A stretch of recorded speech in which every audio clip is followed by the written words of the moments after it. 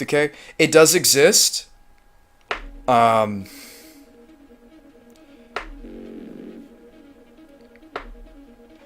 guess we move...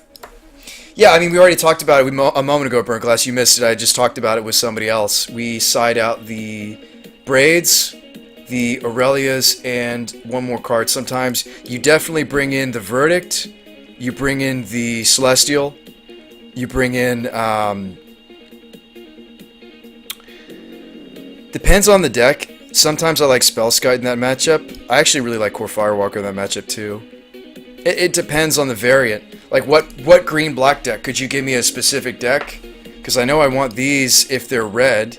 If they're not red, maybe I want... maybe I still run the Fury. I mean, if they're an Abrupt Decay deck, you just board out the Braid, you bring in a Verdict, a Celestial, a Surgical, maybe.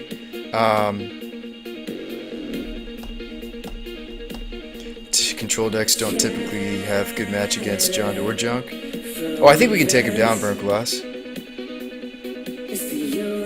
I don't think I'd go so far to run something like Leyline. You could.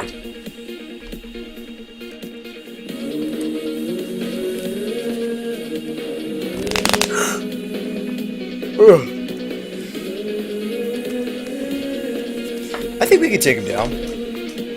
If they're junk, I definitely leave in the Aurelius Fury because they're going to have Lingering Souls. Like Remand and Aurelius are probably the only way we can combat that. So I don't like leaving in Sphinx or Aurelius if we're taking out the Braid, because the Braid really fuels these X cards, or really fuels all these Think Twices or the Colonnades.